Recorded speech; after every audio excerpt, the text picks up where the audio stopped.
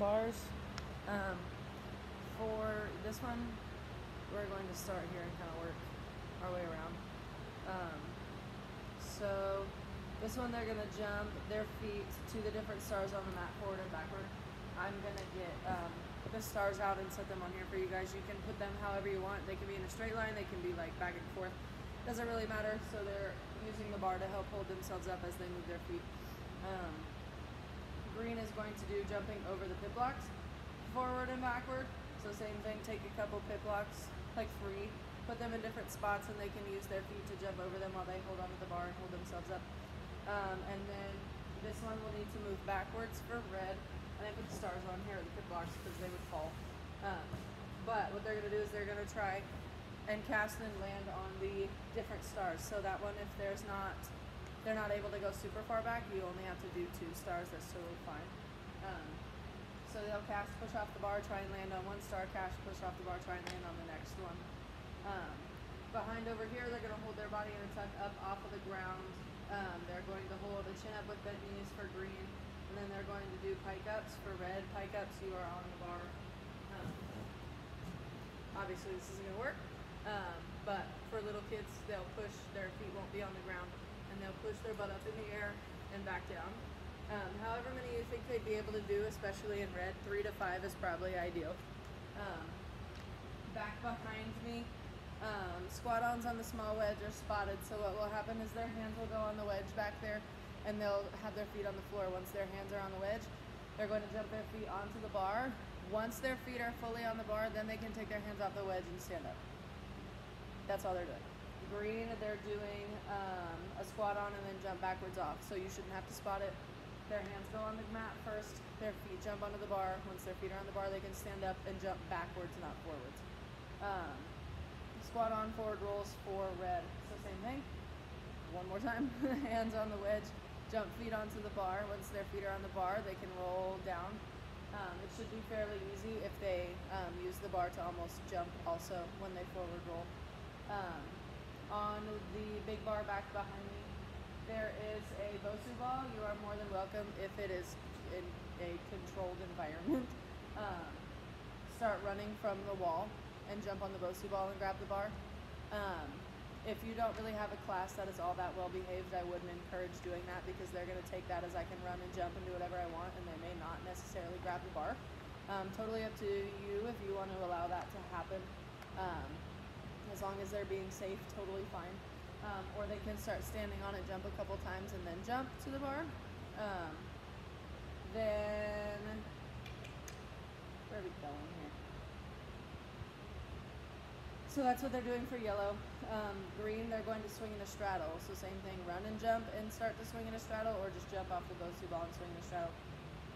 Then red is going to swing and then drop off on the back and land in SLP. So swing a couple times and then drop off on the orange mat, not the Bosu ball, and land in SLP. On the bars over here, we've done all of these before, so I shouldn't need to give full-blown explanation or demonstration, but if you are confused, please let me know. I won't be here later, so shoot me a message or something. They're going to hang on the bar and use their feet on the short bar to walk hands and feet side to side. So if you would like to get the stairs, you can. I did not get them out because some of you don't use them and you just help them up there, which is also totally fine. But their feet will go on the small bar, their hands will go on the big bar, hold themselves up, and they shuffle back and forth. Green will drop the feet off the low bar while holding onto the high bar and swing. So same thing, either help them up there or get the stairs. Get them to the middle of the bar, not the side. You don't want them to swing off and accidentally hit the pole or something. That's never happened, but now that I've said it, I'm kind of scared that it will. So make sure that they're in the middle. So feet on the bar, hands on the bar. Once their hands are on the bar and they've got a good grip, you can tell them to kind of just slide their feet off or drop their feet off, and they'll swing forward. Make sure they understand to hold on the entire time. And then red will do knee flyaways. So same thing, you're going to help them. You're going to have to get their knees under the bar. A lot of the times, coaches will have the kids start hanging on the bar and just stick one leg through and then the other leg through, so they're hanging on their knees. So they're going to be hanging on their knees with their hands right beside their knees. Whenever they're ready, they're going to drop their hands down to the floor. So their knees are still on the bar, but their hands are on the floor, and then they're going to drop their legs off of the bar. Then lastly, we have the rings. They're going to hang and walk their feet over the half moon both directions. So it's facing sideways right now. It'll change directions depending on the level. It's sideways right now, so have them hang. Their feet will walk all the way over and then walk their feet the other way. Green will do jump feet together over, so they're having to use their ab muscles more to lift their feet together at the same time. So instead of walking their feet over, they're going to keep their feet together and jump them over the entire time and then jump them over on the way back.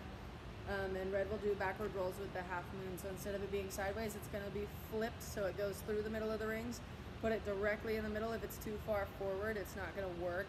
And they're not going to be able to reach it. But if it's too far back, they're not going to be able to roll over. So make sure you just kind of play around with what spot to put it in. All that's going to happen is they are going to lay on their back. They're going to grab the rings, and as simple as it sounds, they're going to bring their body, and the mat will roll them over if they're on the top of it. So make sure when they're laying there that they're on the top of it, if not almost kind of the back side of the top. That way when they would start to lift their body over, they just roll over.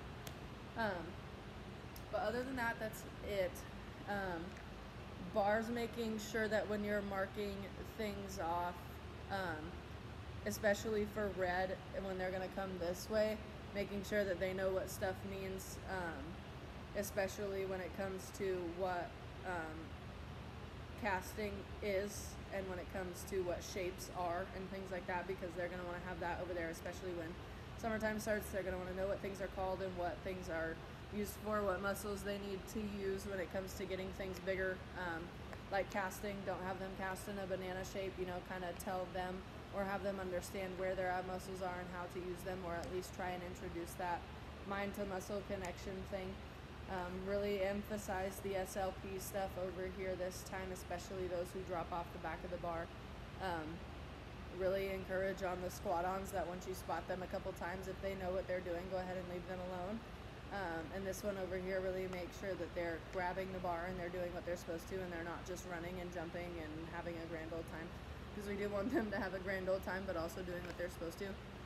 This is the last set before we test, so if there is anything for sure that that we either haven't done, I've tried to check with everybody, but I've only heard from a couple people for things that we haven't done yet. But if you would like a station to change or whatever, you can change it to be a skill that you would like them to see, or would like to see them do, or a station you would like to see them do. Totally up to you. Just make sure that, especially since there's classes after you, that you switch it back to what it was, or you set it up the right way, or you make sure you tell somebody like, hey, this didn't work, but we switched it to this, or whatever you're going to do. And also just let me know if that's the case. That way I can be like, hey, yeah, that's totally fine, or that doesn't really have anything to do with right before testing. If it's something random, just because the kids are bored or whatever, they just have to deal with it.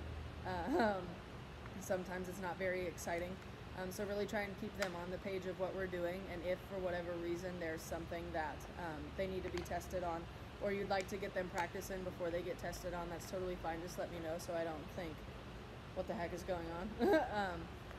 But other than that, let me know if you have any questions. Like I said, I'm not going to be here today. We don't have practice. The kids have a day off after regionals. We just got back yesterday, and we picked back up on Tuesday. So if there is any questions or is any problems, feel free to wait until tomorrow if you really want to see me or talk to me, or you can reach out to me. I'm not going to be